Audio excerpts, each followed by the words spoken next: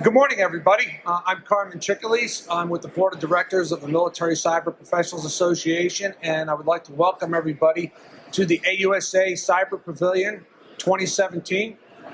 First off, I just want to say thank you so much to the Association of the United States Army for trusting the MCPA to facilitate and operate the Cyber Pavilion. We have a great 3 days of scheduled speakers.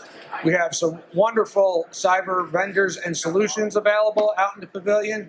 And to get things started, though, again, we'd really like to say thank you to AUSA, and in particular to Mr. Alex Brody. Mr. Brody, sir, if you could come up front, we'd like to award you with the Order of Thor Bronze Medal for all that you have done for Military Cyber Professionals Association and all that you have done for military cyber professionals. So, sir, bestow this upon your vision. Thank you very much. Thank you. I want to thank you for being here. I've been working with Joe 3 years now, Joe, I think. So thank you to the Military Cyber Professionals Association. This is a great value add to this event, and we really do appreciate you being here.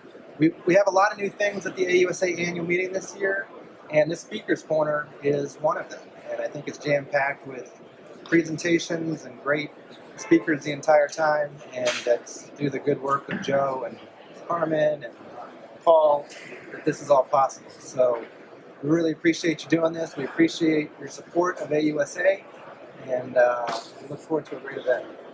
So thank you.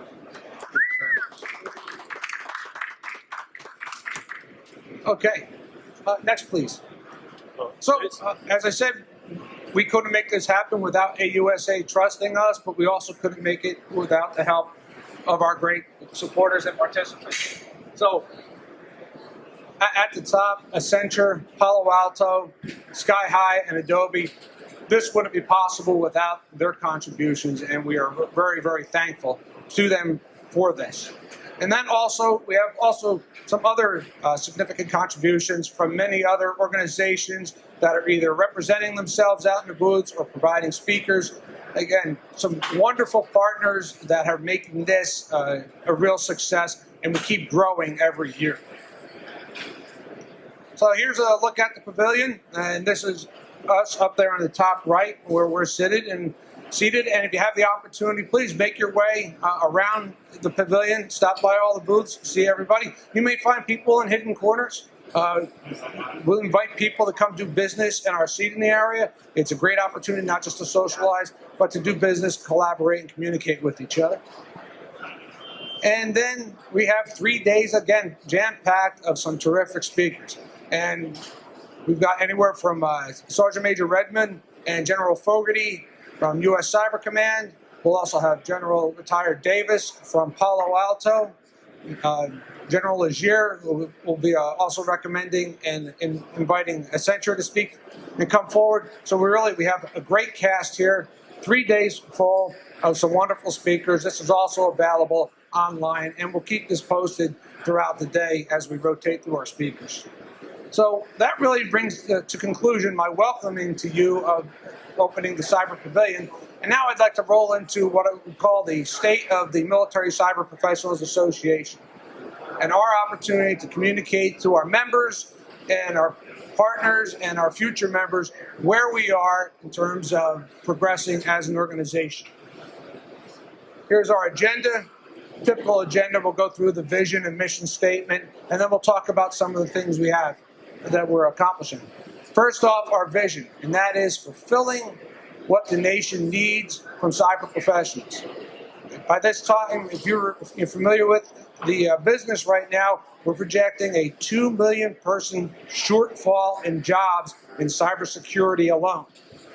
And the nation cannot build them. We cannot train and educate people fast enough. Well, that's why this is where the MCPA comes in and tries to bolster the military cyber professionals, and then also advance, as you look down into our mission, the science, technology, engineering, and math studies within our education, our secondary education system. So we have students that are prepared as they go into higher education to fill some of those work roles that are going to be open. And then lastly, our values: loyalty, duty, and excellence. Bringing that forward in all that we do so that we can fulfill and be just like the military that we support. An organization that has a standard of excellence. Also taking a look at our organization, this is how we're structured. On the left, you'll see that we have the board of directors headed up by a chairman of the board. And then also on the right, we have a board of advisors. I'll talk about them a little bit later, but a host of senior military, government, and business officials that can provide advice to the organization. The president is the leader who makes things happen and runs the organization. I have a vice president. We're actually chartered where we can have multiple vice presidents if that's what we want to do. We also have a secretary, a treasurer, and then the chief of staff. Now, the president and the vice president are supposed to be the leads in communicating to the chapters. The chapters will have a vice president, and then they'll also have, as you can see at the bottom, a treasurer, a STEM coordinator, and an event coordinator.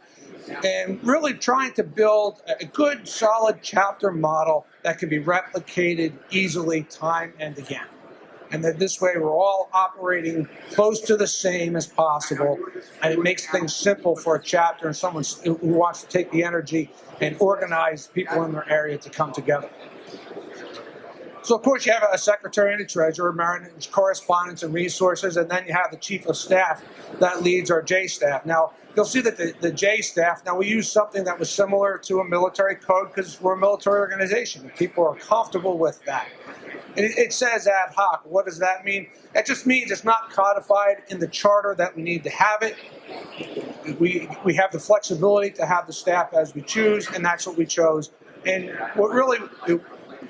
what works about it really well, again, people are comfortable with that because we have a lot of military, but also it allows people to move to where they want to be to help the organization. Right now, and this is very important, we're an all-volunteer organization. And as such, we rely on the hard work of people who are willing to work outside of their day job to make this happen. And as such, you want people who are interested in doing what they want to do and where they have that passion. So we have a pretty broad organization, and when I talk about some of the things that we're doing, most of it is coordinated through operations. But again, it's to allow people the ability to go where they're most interested. So I'll talk a little bit. Our membership is growing. It's over 1,600 people now. It's predominantly Army for a couple of reasons. We started off in the Army. The founder was an Army officer. And then also the Army is the largest service.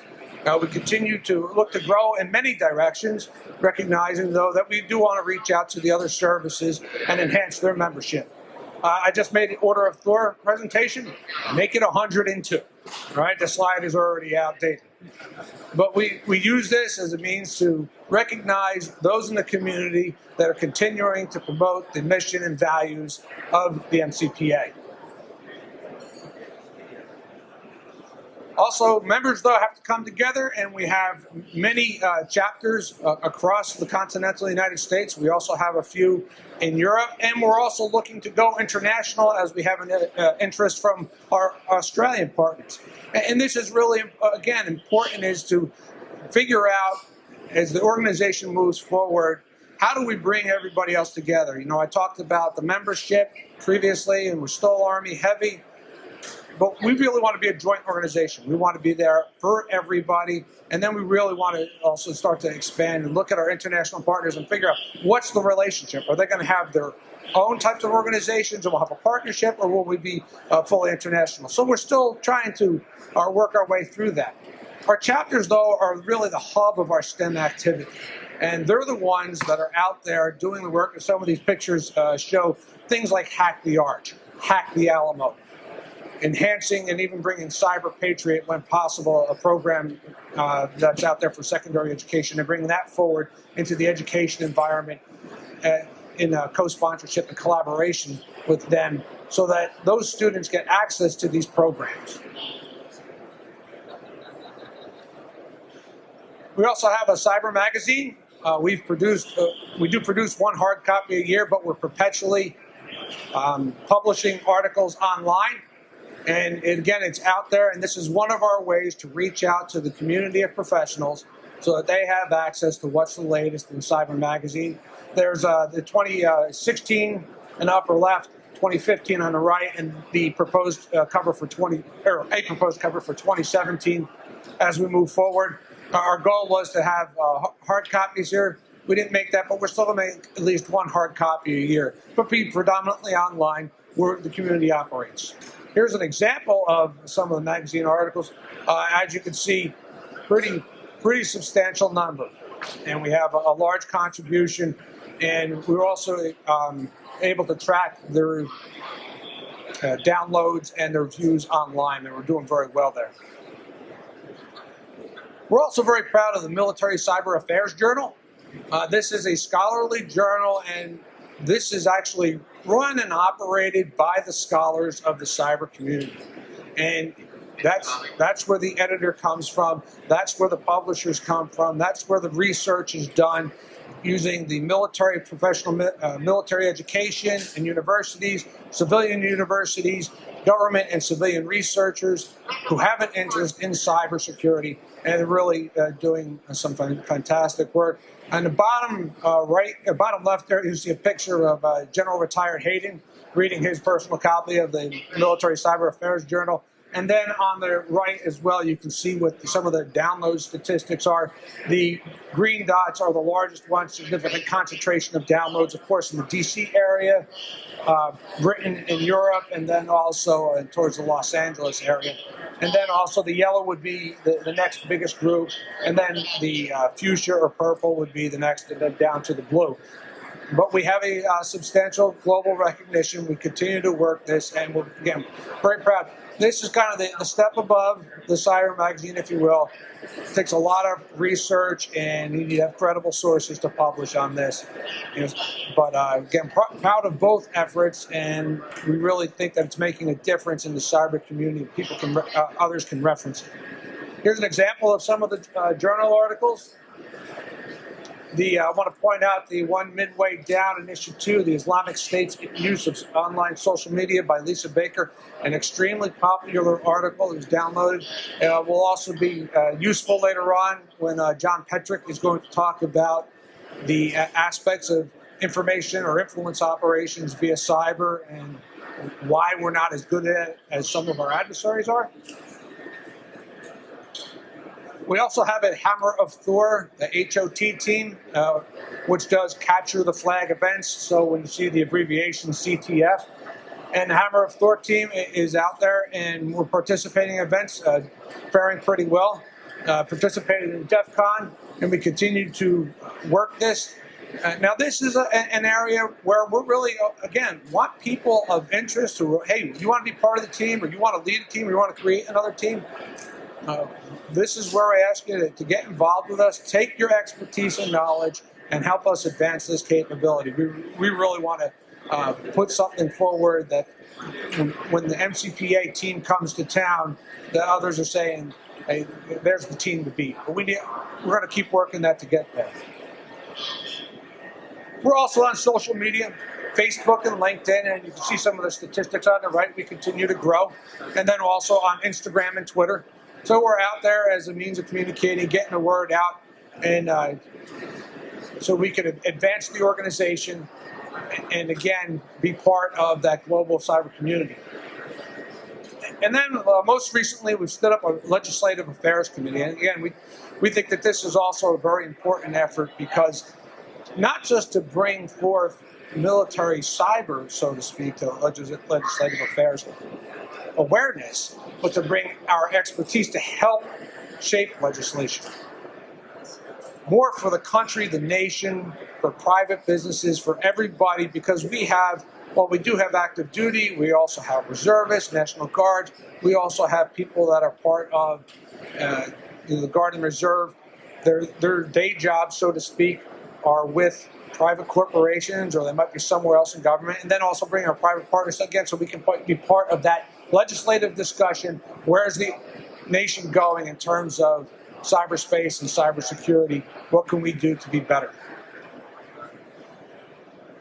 And of course, none of this would happen, again, without partners and collaborators. And there's many there, and I couldn't begin to acknowledge all of them. But because of our partners and collaborators, we're again able to put on this cyber pavilion, but we're also able to keep the organization running. We're out on Google Suite. We're making efforts to improve our positions on Google Suite and the web and the like. And just want to thank everybody. You know, it's again, to me, this is a bit overwhelming on where to start. But so many organizations, we welcome you to check out our website and see what we're doing and who's helping us. And then earlier I mentioned the Board of Advisors. Well, it's a whole lot of experience, and they're there to help out the chairman, the other board of directors, and the rest of the organization, and help us mature and grow in a way so that we can become a more responsible and more influential player within the cyber community and be there for the nation and for the military and our cyber professionals. So, kind of bring me just to the way ahead. So these are my observations. I've been with the organization a year, first as the chief of staff and now as the board of directors.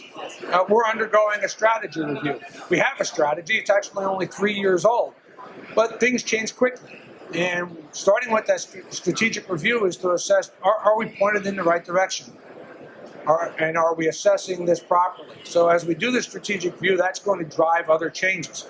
Of course, from there, we're going to start to look at, okay, based on our strategy, is our charter, are we structured properly? Is it telling us to do the right things? You know, we started off with a charter that was, you know, with a proper charter that we thought for a 501c3. But again, things change, and now you want to look and sit there and say, okay, what adjustments do I need to make to this charter so that I can be better organized to execute the strategy and also adopt for the future? Defining the chapter model, I talked about up front about the importance of having, when I talked about chapters, of having a model that can be replicated time and again. And we're continuing to put forth an effort to make sure that our chapters have a model. And so when they're collaborating with national headquarters and with each other, that it's kind of instinctive of who should be talking to who, and they know where to go for help. Continuing to grow members and grow revenue. And right now, again, we're an all-volunteer organization, and we're going to continue to be a mostly volunteer organization. But one of the things that we look towards in maturation is having the resources where we can hire, like other organizations, 501c3s, a couple of people to work full-time so that bringing together the Cyber Pavilion at AUSA and other high-level events becomes a little more natural and instinctive to the organization, and so that everybody else who is a volunteer can still participate with not quite as much stress on them. Filling key positions, I've talked about up front, again, the organization and where we are, and then also the staff. We continue to look for people who want to work their passions, who want to be part of the organization, and we need people at the chapter levels to stand up chapters and be chapter presidents. We need people on the J staff who want to be involved in events. We have a great representation in our J2 and our intelligence, but there's other areas, again, where we're looking for assistance. People who want to publish, Cyber Magazine is there for you. And then also key positions in the leadership at national headquarters. We get these positions filled. We have some great momentum over the past year. We've done a lot of work to build out the staff, and we're starting to really make some advances, but we want to take this to the next level of, you know, what we call maturity and legitimacy. And then lastly, the strategic communication plan. You might have a great strategy, you might change your chart, you make all these great changes, but if you don't tell your members and your partners what you're doing and link that message to action, you're not going to sustain momentum, you're not going to go where you need to go. So that's our last piece there is, how do we communicate internally to our members and to our staff, and then properly to our customers and our shareholders, so that everybody understands the internal and external plan. So those are my comments. Joe, how are we doing for time? You have a minute. I have a minute. So I have a couple minutes there still for questions. Does anybody have any questions or comments? Sir, So, Colonel Walsh. so I know in the Army, we see a closer integration between electronic warfare and cyberspace operations. Do you reflect any of that in kind of the issues you guys are working on, or do you maybe see any closer integration between you and some of the existing associations that work with electronic warfare? How do you guys as MCPA address that closer integration as we go into the future between electronic warfare and cyberspace operations? Right. Well, thank you for that. So the question is, what is MCPA doing to address or look at the opportunities of convergence and collaboration with electronic warfare and information operations societies? For example, on the electronic warfare side, the best organization I could think of would be Association of Old Crows. Well, for example, I am a member there, but that's just by chance an individual crossover. Right now, we don't have a formal relationship with it, and that is something we would like to do. And I would tell you right now is if we had somebody who had an interest in kind of help tie the knots, so to speak, and that's part of the strategic communication plan, I think, as well. On the information operations side, I would say a good organization would be the Information Professionals Association. Now, also the Association of Old Crows also has some IO interest as well. When I first came on a year ago, I saw what I would call like the remnants of an interest in IO. But then it wanes a little bit. Now, at the same time, I will tell you, I post on MCPA my IO experiences from Baghdad. So there is some interest, but I think to your point, I think it's a great point, and we can do better at collaborating with those other organizations. But we acknowledge it's something we have to do. So thank you for that. Anybody else? Okay. Well, thank you very much, ladies and gentlemen. Welcome to the Cyber Pavilion.